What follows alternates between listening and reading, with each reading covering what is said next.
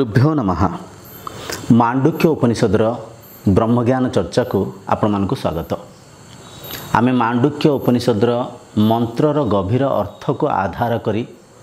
निजर आत्मतत्व को चिन्हा पई प्रयास करुचे। ए वीडियो रे आमे मांडुक्य उपनिषदर चतुर्थ मंत्रर गभीर अर्थ को माध्यम करी ब्रह्मंक द्वितीय पाद को चिन्हिबा पई प्रयास करिबा एवं निजर सत्सत्ता को चिन्हा पई प्रयत्न करिबा। आसंतु सर्वप्रथमे मंत्रोच्चारण करिबा। मंत्र एपरिका अछि। स्वप्नस्थानोऽन्तः प्रज्ञः सप्तांग एकोनविंशति मुखः प्रविविक्तभुक् तेजसो द्वितीयः पादः। मंत्रर अर्थ हेउछि स्वप्नस्थाने अंतः प्रज्ञा सप्तांग एकोनविंशति मुख तेजस द्वितीय पाद। माने ठीक कह जाऊँगी आम गत वीडियो बुझीते ब्रह्म बहिर्मुखी हेकरी जो चैतन्य सत्ता स्थूल शरीर रूप से भौतिक प्रपंचर व्यापिकी अच्छी इंद्रियों माध्यम मन द्वारा से चैतन्य सत्ता बाहर प्रपंचर हजिमजिकी अच्छा बहिष्प्रज्ञा होकर अच्छा। ये द्वितीय मंत्र रे आमको बुझा जाऊँगी ब्रह्मंकर जो द्वितीय पाद थिला ताहा हेउछि स्वप्न स्थिति स्वप्न स्थान को जदि आम परखिबा स्वप्न संसार भी यथा ए जागृत संसार परिका ही। जागृत संसार रे आम बुझीथिले ब्रह्मंकर 7टा अंग थिला एवं 19टा मुख थिला 19टा द्वार माध्यम से लीला करथिले। ठीक सेही परिका ही यथा स्वप्न स्थिति रे मध्य सेठी ब्रह्म सूक्ष्म स्तर रे अछंती सत्य किंतु सेठी मध्य तांकर 7टा अंग अछि 19टा मुख अछि। ए कथा को बुझिया पे चेष्टा करंतु। जागृत अवस्था रे में जहा किछि देखु थाउ स्वप्न अवस्था रे मध्य सेही परिका ही सेही विधि रे ही ए संसार को देखु थाउ। आ पछाड़े एक रहस्यमय कथा को बुझंतु। आमे सबु किछि भितरे ही देखुचे बाहर मानिचे किंतु बाहर किछि भी नाही। बाहर किछि भी दृश्यमान संसार श्रवणेन्द्रिय माध्यम रे जहाँ भी आमे ध्वनि को ग्रहण करुचे रुचि स्पर्श रंग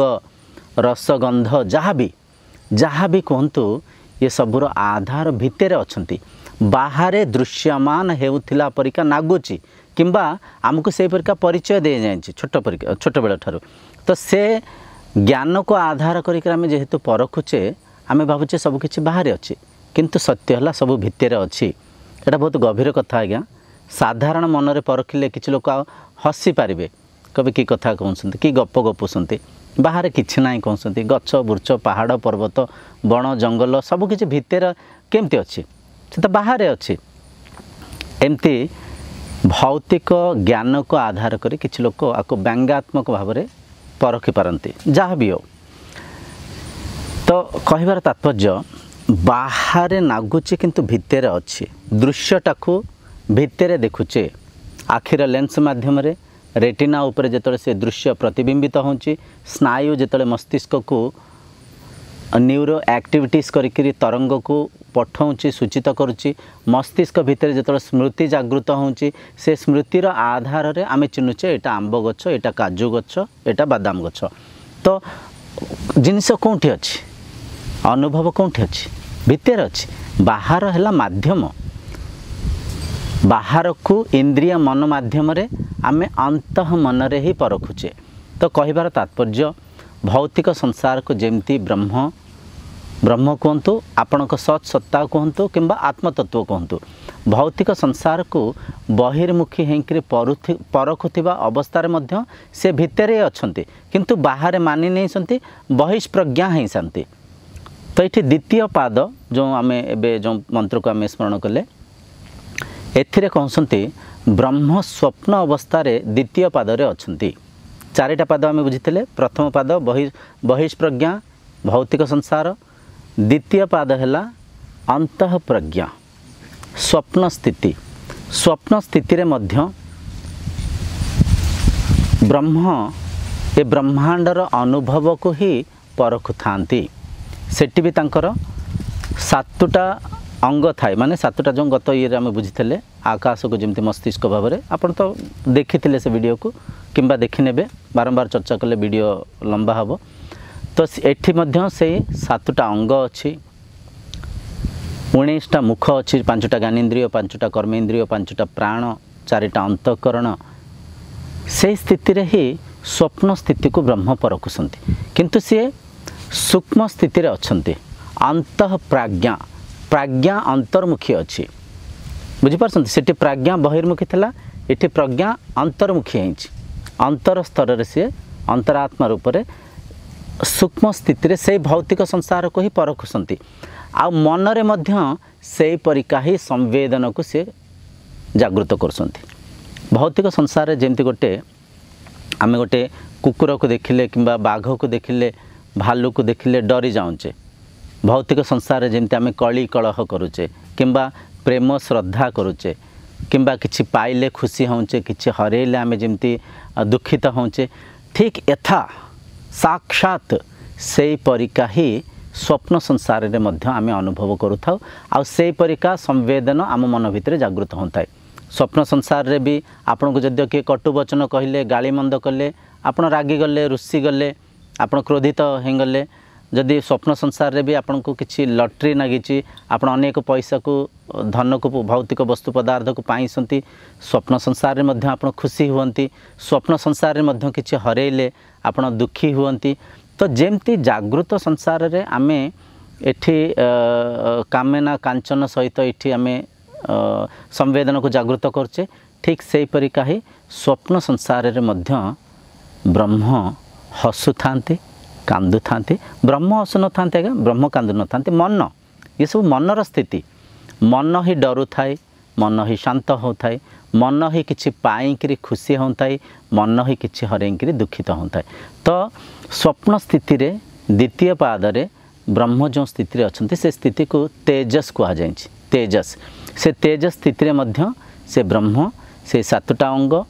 19टा मुख को धारणा करे सेठी मध्य राग द्वेष रे संशय करुसंती दुख सुख रे पीड़ित अछंती बुझिपारसंती एटा हला द्वितीय स्थान किंतु ब्रह्म अछंती कोंटी चतुर्थ स्थान रे अछंती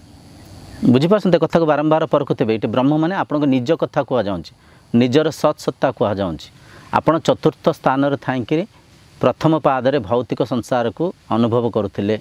द्वितीय पादरे स्वप्न संसार को यथा से भौतिक जगत परिका ही परखुसंती राग द्वेष रे बांधी हेंकि अछंती आमे ए चैनल रे महाराज जनकों स्वप्न कथा चर्चा हेंकि बुझीते महाराज जनकों को मध्य स्वप्न रे से युद्ध रे हारी जाइसंती सारा राज्य को हरे बसीसंती दुख रे पीड़ा रे पीड़ित अछंती सेठी राजा जनकों मध्य रे मन रे एक प्रश्न जागृत हेंची ये स्वप्न संसार सत्य ना से भौतिक संसार सत्य सत्य जदि सत्य कौन सत्य भौतिक संसार को तो मु देखुची भौतिक संसार में मो राज्य अच्छी प्रजा अच्छी मो मंत्री अच्छी मोर धन संपत्ति सबकि अच्छी स्वप्न संसार रे भी मु देखुली सेठी भी मो राजा मंत्री राज्य धन संपत्ति सबकि थिला ताले सत्य कौन ये संसार ना से संसार तो यही मु आशा कर एक कथा को परखि पारुथिबे धरि पारुथिबे ना जागृत संसार सत्य ना स्वप्न संसार सत्य सत्य जद्य सत्य आपण सत्य ये भौतिक संसार रे बहिर्मुखी हेंकरी इंद्रिय मन माध्यम रे चतुर्थ अवस्था थांकरी ये भौतिक संसार को आपण परखुसंती स्वप्न स्थिति रे मध्य स्वप्न भितर थिबा शरीर को आपण निजे मानि नहीं सन्ती जेमती भौतिक संसार रे ये स्थूल शरीर को आपण निज स्वरूप मानि नहीं सन्ती सेमती स्वप्न स्थिति रे मध्य स्वप्न भितर थिबा आपण रूपक से शरीर को निजे मानि सन्ती से शरीर दुख संगे दुखी हो जाउसंती से शरीर सुख संगे सुखी होउसंती किंतु सत्य हैला स्वप्न भितर थिबा दृश्यमान होतिबा से शरीर आपण नहंती स्वप्न को देखुतिबा द्रष्टा हेउसंती आपण स्वप्न संसार रे जहाँ भी देखुसंती भल मंद सुख दुख राग द्वेष सबुर आधार शयन अवस्था रे थिबा आपण को शरीर भितर जो मस्तिष्क अच्छी से मस्तिष्क भितर जो स्मृति चलुची से स्मृति ही स्वप्न रूप में देखा जाउची दृश्यमान होउची स्वप्न जहाँ भी हराउंट आपण ही जहाँ भी पाउंट आपण ही आपण को छड़ा अन्य किंचित भी किसी भी अलग ना कहीं स्वप्न संसार आधार आपण ठीक से न्याय रे ये भौतिक संसार को मध्य परखंतु ये भौतिक जगत को मध्य परखंतु एठी भी जहाँ भी देखुंट आपण जमती स्वप्न संसार रे स्वप्न भितर थिबा शरीर को आपण निजे मानि नहीं थिले एठी जागृत अवस्था मध्य ये स्थूल शरीर को आपण निजे मानि नहीं सन्ति निजर स्वरूप मानि नहीं सन्ति किंतु सत्य है ये स्थूल शरीर भितर इंद्रिय अच्छी इंद्रियंकर आधार रूप में मन अच्छी मनर साक्षी रूप में मनर द्रष्टा रूप में मनर ऊर्ध्वरे आपण अच्छी ये शरीर को एक वस्त्र रूप में एक वस्तु परिका विनियोग करुछंती मन मध्य आपण पई एक वस्तु ही इंद्रिय मध्य एक वस्तु ही बुझिपारसंती तो जेमती स्वप्न संसार रे जहाँ किछि पाइथिले जहाँ किछि हरैथिले आपण ही थिले स्वप्न रे देखुथिबा बाघ स्वप्न रे देखुथिबा पहाड़ पर्वत बण जंगल सागर शत्रु सबू आपण निजे ही थिले ठीक एई दृश्यमान संसार रे भी जहाँ किछि देखुसंती गोटे विराट पहाड़ देखुसंती एठी अनेक धन देखुसंती भल लोकों को देखुसंती मंद लोकों को देखुसंती साधु संतों को देखुसंती दुर्जन व्यक्ति को देखुसंती पशु पक्षी तरु लता सबु किछि आपण ही अछंती सबु किछिर आधार से ब्रह्म ही अछंती से एक ऐश्वर्यिक शक्ति ही अछंती किंतु निज को ये स्थूल शरीर आपण मानि नहीं सन्ती जेमती स्वप्न संसार रे स्वप्न भितर थिबा शरीर को आपण निजे भाबी नहीं थिले से शरीर दुख संगे पीड़ा संगे पीड़ित होते एठी सेमती जिते आपण बुझी पारिबे ये तत्व ज्ञान माध्यम रे सत्य को चिन्हि पारिबे मु शरीर मन इंद्रियर ऊर्ध्वरे थिबा ब्रह्म मु आत्मा आत्मा रूपी मु ये संसार लीला रे प्रत्येक कणकणिकार विद्यमान अच्छी कहीं मो आधार मोरी आधार रे ये शरीर आपण रूपक से शरीर गोटे पशु गोटे पक्षी गोटे तरु गोटे लता गोटे कीटाणु भूताणु सबु शरीर जहाँ भी ये दृश्यमान संसार रे देखा जाउची ये प्रत्येक दृश्यमान संसार आधार हेले आपण निजे ही जेमती स्वप्न संसार आधार स्वप्न देखुथिबा से द्रष्टा ही थांती ठीक से परिका ये संसार को ये जो दृश्यमान संसार जहाँ भी देखुसंती सबुर आधार आगे आपण निजे ये सत्य को न चिन्हि पारी कहा को शत्रु रूप में मानिसंती कहा को मित्र रूप में मानिसंती कौनठी पैसा पाइकरी खुशी होसंती कौनठी पद को पदवी को धन को संपत्ति को हरैकरी दुखी होसंती किंतु सत्य हैला जिंती स्वप्न भितर जहाँ किछि पाइथिले जहाँ किछि हरैथिले मित्र शत्रु सबु किछि आपण ही थिले ठीक ये जागृत संसार रे मध्य जहाँ किछि देखुसंती सबुर आधार आपण ही आ सबु किछि माया ही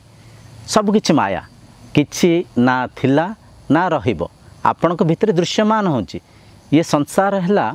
एक सिनेमा परिका सिनेमा जमती चलुथिबा समय विभिन्न रंग रूप को खाद्य को वस्त्र को वस्तु को पदार्थ को आम देखु था किंतु सिनेमा भितर आगे आप कौन से खाद्य पदार्थ को आनिक खाई पारे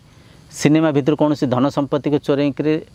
आनी पारे सिनेमा भितर किछि आपण अनुभव करि पारिबेनी ये दृश्यमान संसार मध्य से सिनेमा परिका ही बुझिपारछन सब किछि दृश्यमान होउची किंतु किछि भी नाही जेमती स्वप्न भांगिला परे आपण हसु थांती अरे स्वप्न रे मु तो 10 कोटी टंका पाइथिली किंतु एटा स्वप्न थिला सत्य नथिला सब उभेंगला अच्छा अच्छा हसु थांती ठीक सेमती जितले ब्रह्मानुभूति करेंगे आत्म साक्षात्कार करेंगे निजर सत सत्ता को चिन्हबे आपण मन मन हसबे अरे मु जो व्याकुल थी मु जो पाइबा आशा विलास दौड़ुली अस्थिर चंचल थी ओहो हो मु ये कथा को बुझी पार नथली मु ही सब किछि थी मु आधार थी मो आधार रे प्रत्येक शरीर प्रत्येक भौतिक वस्तु पदार्थ स्वप्न तुल्य दृश्यमान होउथिला तो ये मु किछि हरैनी किंबा किछि भी हरैबिनी ये संसार जेमती मु सिनेमा देखुथिबा समय रे सिनेमा को मनोरंजन पाई देखुथिली ठीक सेमती ब्रह्मलीला को मु मो निज आनंद पाई मो निजर माने ख्याति को दर्शाया पाई मो निजर सुख पाई मु करिथिबा योजना बुझी पारसंती ये कथा को धरंतु बहुत गभीर कथा को आ जाउची ब्रह्मरूपक आत्मरूपक आपण ए संसार आधार छोट मोट पद पदवी छोट मोट भौतिक वस्तु पदार्थ पाइबार व्याकुलता सहित जीवन को बितांतुनी साधनारत हैं मन को एकाग्र करने